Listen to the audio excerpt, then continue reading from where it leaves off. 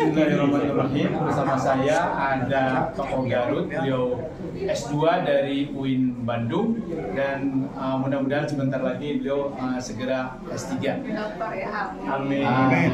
Mbak Gita, ini kan lagi musim debat calon presiden, lagi musim debat calon wakil presiden. Sebagai tokoh masyarakat, sebagai orang yang sampai saat ini berkarir di bidang politik, apa harapan Mbak Gita kepada para capres, wabil khusus bagi masyarakat Jawa Barat? Mangga Teh Gita. Assalamualaikum warahmatullahi wabarakatuh. Waalaikumsalam. Harapan saya kepada masyarakat Jawa Barat, jangan lupa pilih pemimpin itu yang betul-betul jelas rekam jejaknya, yang jelas pendidikannya, yang jelas keluarganya, yang jelas pengalamannya. Kalau saya melihat dari pasangan Amin, dari sisi pengalaman, dua-duanya sangat berpengalaman. Bapak Anies pernah menjadi Menteri Pendidikan, pernah sekarang jadi Gubernur Jakarta, jadi dosen juga.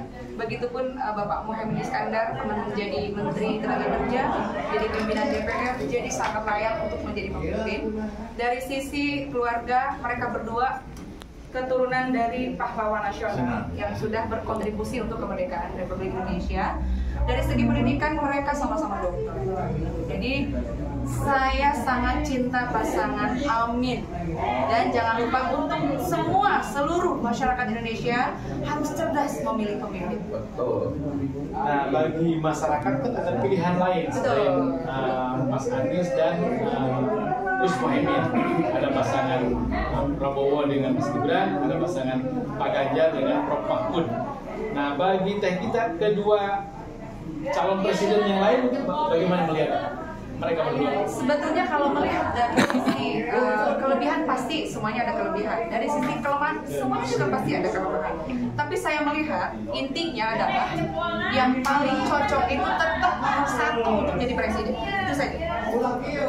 Sudah hasil istikharah Mbak Gita? Sudah. Amin.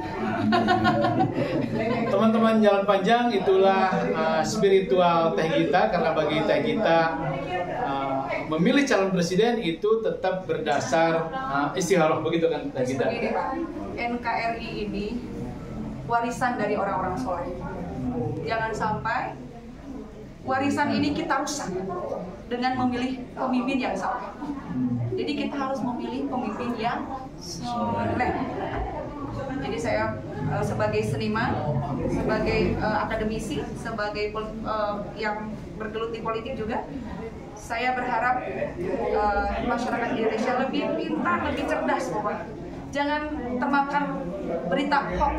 Ada pengalaman khusus barangkali kan, paling tidak selama 5 tahun ini Bu Gita adalah tenaga ahli wakil ketua DPR RI bidang Kesar bersama Gus Muhaimin. Ada pengalaman menarik, barangkali ada pengalaman spiritual, ada yang lebih meyakinkan lagi dari kedekatan itu dengan Mas Muhaimin. Baik, sebetulnya saya tenaga ahli wakil ketua MPR RI, bukan Bapak Muhaimin, tapi Jazil. Ketika saya mendampingi Bapak Muhaimin Iskandar, saya selalu melihat secara tidak langsung bagaimana sih Bapak Muhaimin Iskandar. Ketika kita transit di bandara, saya selalu melihat beliau masuk kamar. Untuk apa? Untuk sholat. Pemimpin itu harus benar sholatnya. Jadi saya melihat Caimin ini selalu masuk kamar untuk sholat, menjaga wudhunya. Disiplin. Yang kedua, sewaktu saya menjadi anggota DPR RI Komisi 9, beliau itu Menteri Tenaga Kerja. Mitra Komisi 9. Iya. Caimin ini adalah orang yang meloloskan TKW kita dari hukuman mati. Dan itu real. Pasang badan Sampai gagal hukuman mati. Jadi saya tahu banget sosok beliau seperti apa. Jadi saya meyakini, bahkan saya ngomong sama Caimin, Tum, udah saatnya Ketum jadi sedekat itu ya, Tum berani bilang Tum, Ketum saatnya jadi presiden atau wakil presiden. Karena saya meyakini dari gerak-geriknya, dari jasa-jasa beliau selama menjabat negeri ini.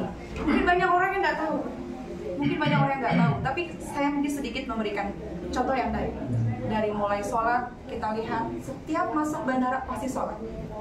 Berarti kan Pak, itu indikasi bahwa beliau adalah pemimpin yang soleh.